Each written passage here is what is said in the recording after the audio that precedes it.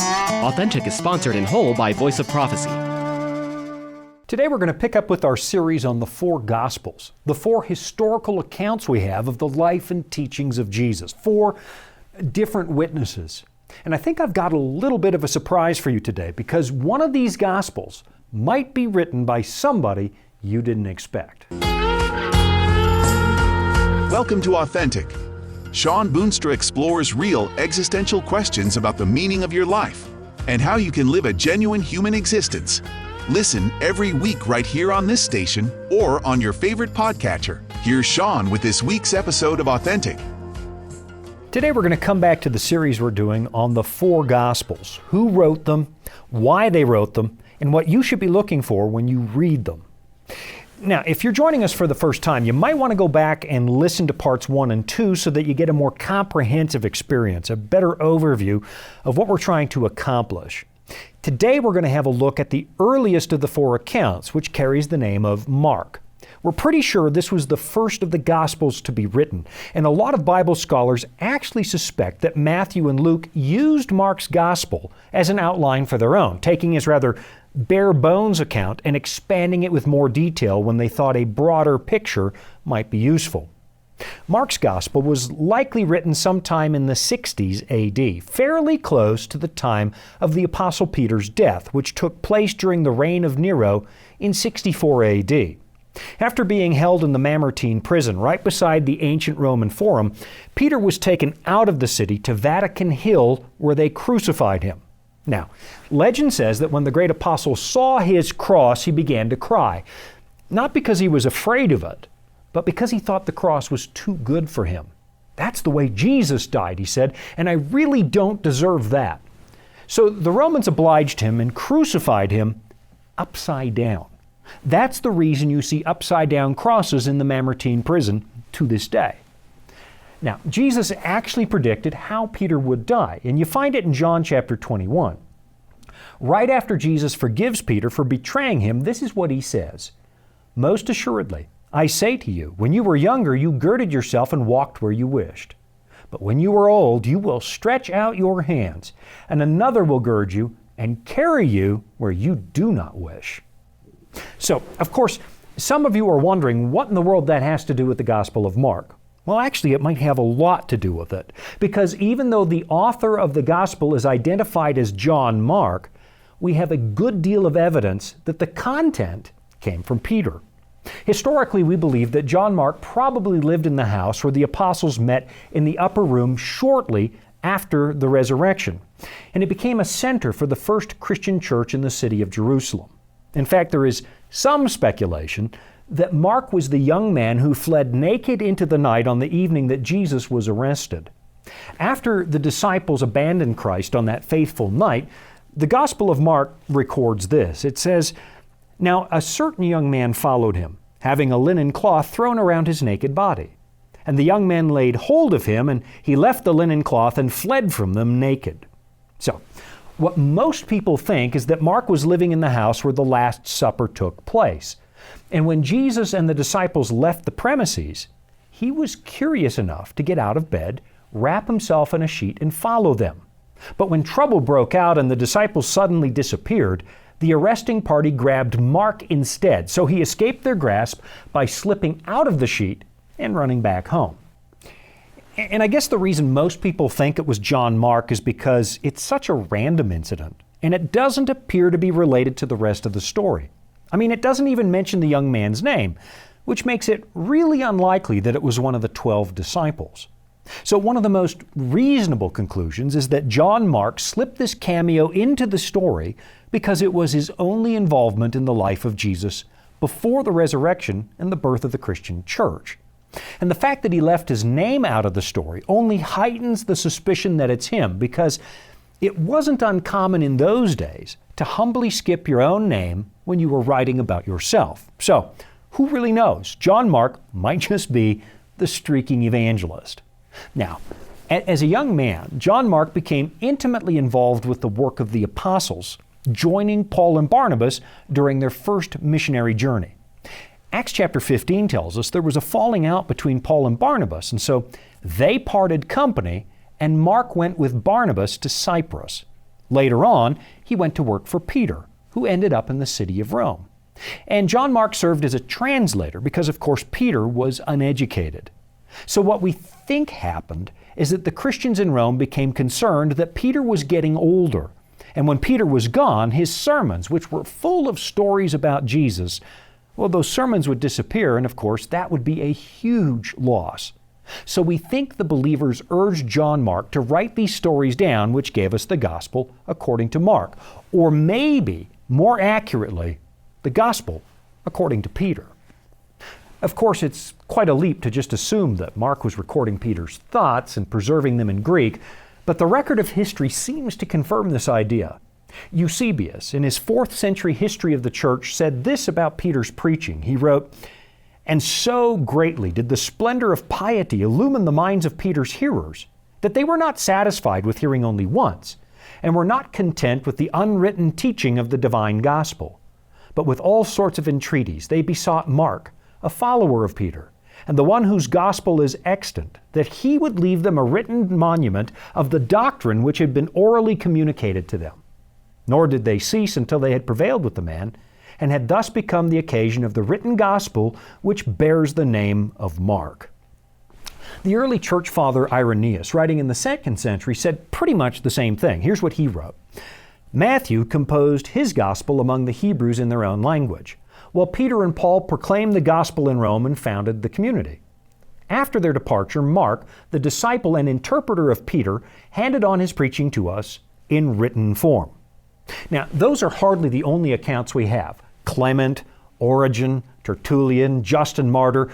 It seems as if the unanimous understanding of the early Christian church was that Mark's gospel is really Peter's gospel, and that Mark was working as Peter's secretary.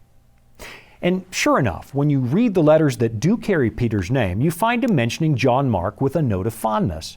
I mean, just listen to how Peter's first letter ends. He writes, "She who is in Babylon," and that was code for the city of Rome back in those days, "she who is in Babylon, elect together with you, greets you, and so does Mark, my son."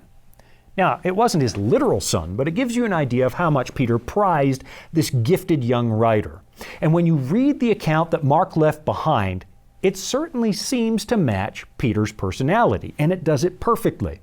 It's a gospel full of action, much like the hot-headed disciple was himself. It focuses on what Jesus did more than what Jesus said, and it appears to be aimed at non-believers, trying to convince them to consider the claims of Christ.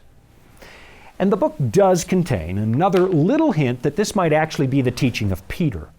It doesn't waste much time trying to preserve Peter's reputation. The other Gospels mention the restoration of Peter on the beach, how Jesus forgave him for the betrayal. But in this account, we only have the story of the betrayal itself, and the restoration is never mentioned. So if Peter is the real author of this book, he appears to be downplaying his own importance, which makes a lot of sense. But now it's time for a quick break, so you can run and get a copy of the Bible so you can follow along, and I'll be right back after this. Life can throw a lot at us. Sometimes we don't have all the answers. But that's where the Bible comes in. It's our guide to a more fulfilling life. Here at the Voice of Prophecy, we've created the Discover Bible Guides to be your guide to the Bible. They're designed to be simple, easy to use, and provide answers to many of life's toughest questions. And they're absolutely free. Sign up at BibleStudies.com today and start your journey of discovery. This is Authentic with Shawn Boonstra and the Voice of Prophecy. When we started this series on the four Gospels, I mentioned an ancient church tradition, an understanding that Christians used to have, that the four evangelists, the four Gospel writers, represent the four faces you find on the cherubim in the books of Ezekiel and Revelation. Matthew is the face of the lion because he demonstrates the kingship of Christ and proves that Jesus is the Lion of the tribe of Judah. Luke zeroes in on the humanity of Christ, which makes him the face of a man. John unpacks the deity of Christ and takes his audience up to the heavens, and that makes him the face of the eagle. But then Mark, or we think Peter, gives us a careful study of what Jesus did, how he patiently labored for humanity like an ox in the field, which makes this gospel the face of the ox or the calf. The Gospel of Mark is a brief record of the acts of Jesus, which means you'll find a lot less of what Jesus said. So if you happen to have a red letter edition of the Bible, you'll notice there's less red ink in Mark than there is in Matthew or Luke. And the story starts at the beginning of Jesus' ministry with his baptism at the moment when Jesus starts doing things. There's no Christmas story in Mark's Gospel, no mention of Christ's birth, no genealogy like you find in Luke or Matthew. There's just a lot of action. In fact, there are 18 miracles recorded in Mark's book, and only 4 parables and 1 major sermon. When you compare that to Matthew, you'll see what I mean when I call this the action gospel. There's a popular preacher in England that I sometimes like listening to, and he points out that there is an interesting geographical component to the Gospel of Mark. The story starts at the Jordan River, one of the lowest points in Palestine, and then it slowly moves uphill to Galilee and then up to Mount Hermon until it finally brings us up to Caesarea Philippi, where we find the biggest moment in Mark's account, the turning point of his whole narrative. Caesarea Philippi had a shrine dedicated to the pagan god Pan, the character that was half man and half goat and played a set of pipes. And this shrine was located by a natural spring that came out of the mountain. Pan was the pagan god of desolate places, and it was said that he came down to earth in the form of a man. Now, in later years, one of Herod's sons, Philip, put a statue of the Roman Caesar in this same spot, which is why they called it Caesarea Philippi, because it's where Philip was honoring the Caesar. And of course, the Caesar, to Roman understanding, was a man who claimed to be a god. So in this one spot, we have a pagan god who becomes a man, and then we have a man who thinks he's a god. And this is where Jesus chooses to ask his disciples a really important question. Here's the story as you find it in Mark chapter 8. Now, Jesus and his disciples went out to the towns of Caesarea Philippi, and on the road he asked his disciples, saying to them, "Who do men say that I am?" So they answered, "John the Baptist, but some say Elijah, and others one of the prophets." He said to them, "But who do you say that I am?" And it's right here that Peter actually gets the right answer. Peter answered and said to him, "You are the Christ." Peter, the loudmouth disciple, is finally starting to get it. Jesus is the God-man, the long-awaited Messiah, and he says so out loud. But that doesn't mean he really understands what it means, because within a matter of minutes he gets the wrong answer. Here's the way the story continues down in verse 30. Then he, that's Jesus, strictly warned them that they should tell no one about him. Now, let me pause there for a moment, because this is a pretty big thought. Even though his own disciples are starting to recognize who Jesus is, he warns them to keep their mouth shut. This is something that Bible scholars refer to as the Messianic secret.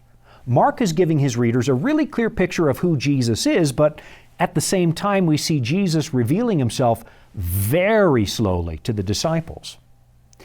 In Mark chapter 1, when some demons recognize Christ, he tells them to be quiet.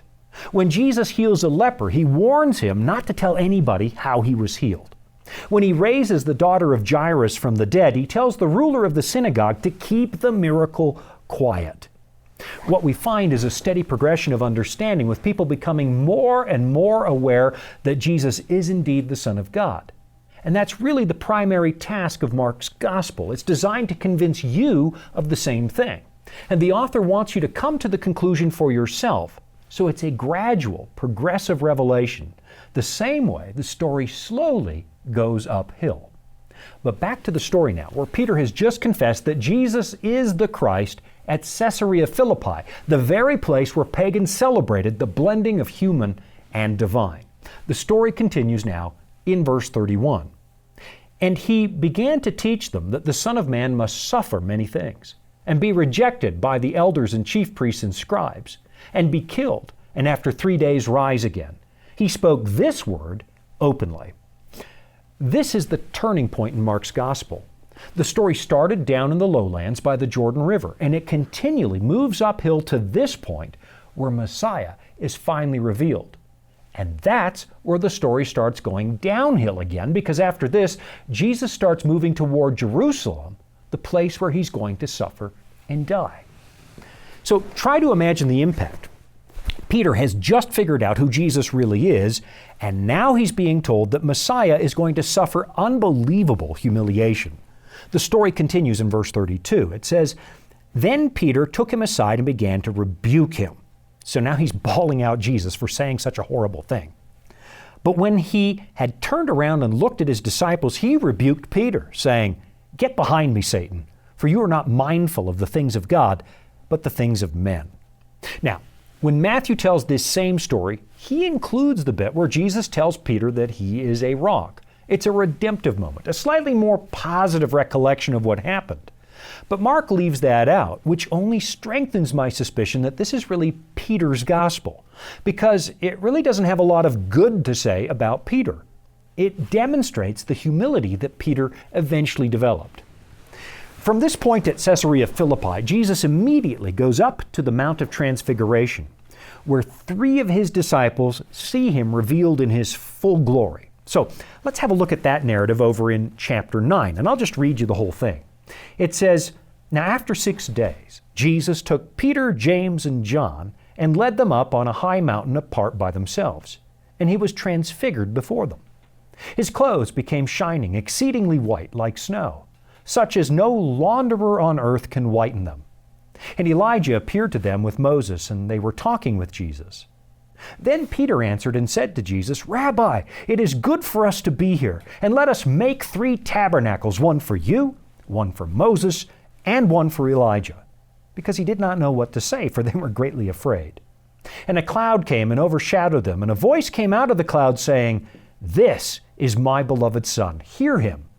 Suddenly, when they had looked around, they saw no one anymore, but only Jesus with themselves." So this is the really big revelation, the Son of God in all his glory. And now the reader knows who Jesus really, really is. And from here, the story starts going downhill toward Jerusalem, toward the cross. And I'll be right back after this.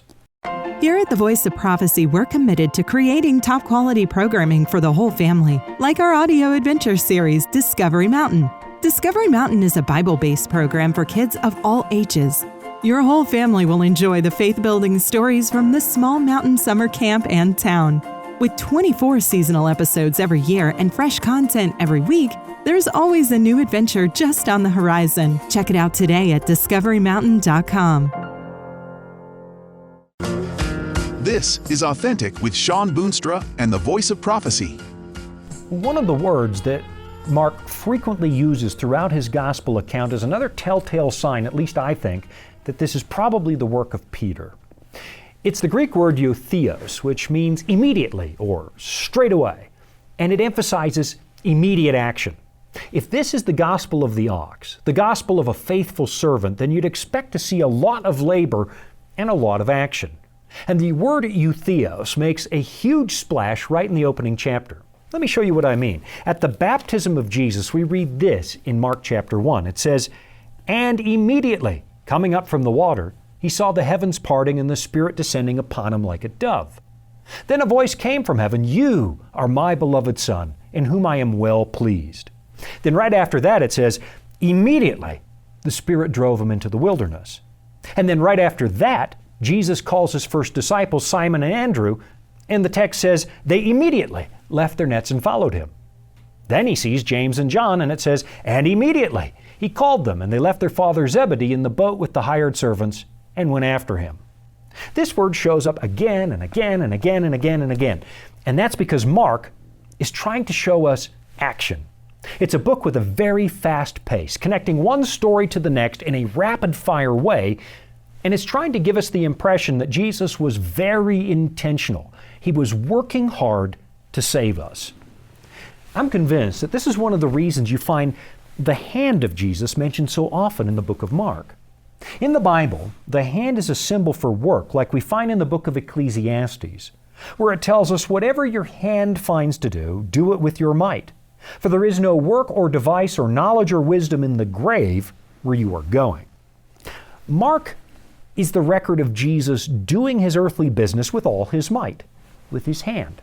So in this gospel, Jesus takes Peter's mother-in-law, it says, by the hand and heals her. He sees a leper. a man who has been denied any kind of human touch for a really, really long time. And it says that Jesus was moved with compassion and he reached out and touched him. When Jairus pleads for his daughter, Jesus takes the girl, it says, by the hand and raises her from the dead. He uses his hand to heal a deaf man. And the same thing happens for a blind man. In other words, Jesus is the hand of God working in this world to save our broken humanity. And then the narrative takes us to the death of Christ, an event that occupies 1/3 of this gospel. By comparison, Mark skips over the ministry of Christ very, very quickly. And then he slows down dramatically to focus on Jesus' final week, where the faithful servant does his most important work. He takes the sin of humanity on himself. He ascends to the cross, and he gives his life for us. And what's really curious about the story that Mark tells is how little space it devotes to what happens after Jesus rose from the dead. In the other Gospels, we have detailed accounts of post-resurrection encounters, but that's not what you find in Mark's account. Now, to be perfectly honest, I'm not exactly sure why this is, except to say that the death of Christ is the focal point for Mark. This is where the story was headed from the moment he wrote the first words.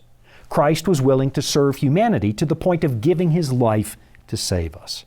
And curiously enough, of the 4 faces of the cherubim, the ox is the only clean animal, the only one suitable for sacrifice in the temple.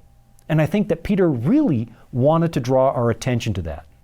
Over in his first letter, Peter writes these words. He says, "And if you call on the Father, who without partiality judges according to each one's work, conduct yourselves through the time of your stay here in fear, knowing that you are not redeemed with corruptible things like silver or gold from your aimless conduct received by tradition from your fathers, but with the precious blood of Christ, as of a lamb without blemish and without spot." In the second gospel account, we see that the life and death of Jesus should make a difference. You cannot possibly stand beside Peter and see Jesus as he reveals himself and somehow not be changed by that. You cannot join Peter, James, and John on the Mount of Transfiguration and see Jesus in all his glory and then just go back to regular life as if you'd never noticed anything at all. I'll be right back after this. Dragons, beasts, cryptic statues. If you've ever read Daniel or Revelation and come away scratching your head, you're not alone. Voice of Prophecy's free Focus on Prophecy guides are designed to help you unlock the prophetic mysteries of the Bible and deepen your understanding of God's plan for you and the world around you. You can study online or request them by mail. Visit BibleStudies.com and start bringing prophecy into focus today. Welcome back. It's Authentic with Shawn Boonstra and the Voice of Prophecy. Well, there I go again. I've been yabbering so long that I'm starting to run out of time. But I don't want to end today's episode without focusing on the very end of Mark's gospel, or maybe it's Peter's gospel. I think one of the strangest things about the way Mark's gospel ends is just how abrupt it seems. It looks as if the original version of this book ended with these words that you find written in Mark 16, verse 8. It says, "So they went out quickly and fled from the tomb, for they trembled and were amazed. And they said nothing to anyone, for they were afraid." Now, if you look at the marginal notes in some Bibles, you'll see that some scholars believe that those were the original closing words of this gospel. What we think happened is that in later years, another faithful disciple, another follower of Jesus, filled in the story with a few extra verses, a brief wrap-up that includes a couple of post-resurrection appearances by Jesus, and a version of the Great Commission, where Jesus sends his disciples to share the news of salvation with the rest of the world. But the original version, the oldest one, seems to end with an empty tomb and some frightened disciples. And that's really a very strange place to end a story if you think about it, because it's not the way that most people would do it. If this really is Peter's account of the life of Jesus, there's something missing here. 1 Corinthians 15 tells us that after Jesus rose from the dead, he appeared to Peter privately. almost as if he was finishing the discussion that happened at Caesarea Philippi up on the mountain. Or maybe it was a private meeting to wrap up some of the unfinished business that came out of Peter's betrayal. So if this gospel written by Mark is actually Peter's account, the way that the earliest church insisted, then you'd think that Peter would include a meeting between himself and Jesus. But it doesn't. And we don't really know why. It just ends very suddenly with a note of fear, with confused and frightened disciples. Now, some people have speculated that maybe Mark was suddenly arrested at this point and didn't have time to finish off the story. Other people think maybe it was designed this way on purpose to leave you hanging, so that you have to finish the story yourself. You have to come to terms with Jesus in your own way, and the story that Peter started has now come to you personally. After climbing the mountain to see who Jesus really was, and then following him down the mountain all the way to the cross, maybe Mark is saying, listen, now you have a choice to make, just like Peter did up on that mountain. Everybody who meets Jesus has to respond somehow, and there are two ways you can respond. Either you read this account of Jesus of Nazareth and you find faith, or you're confronted by this glorious Jesus on the mountain and you succumb to fear. And now you have to decide which one you'll be. You know, maybe it's been a while since you've read a copy of the Bible. In this day and age, maybe there's a chance you've never actually read it at all. If you're going to read it, I'd suggest you start with the Gospel of Mark. Why? Well, it's short enough. You could really read this in one sitting. It's not very long. And by reading it, you're going to get a powerful sense of who Jesus is, or more accurately, who Jesus claims to be. And you might just be surprised to find what you've been looking for in life. You might just find the thing that you knew was out there, but didn't know where to look. Pay attention to the details in this account. Pay attention to how Jesus relates to real, everyday people, how he interacts with them. And ask yourself, who was this man? Was this really just another guru?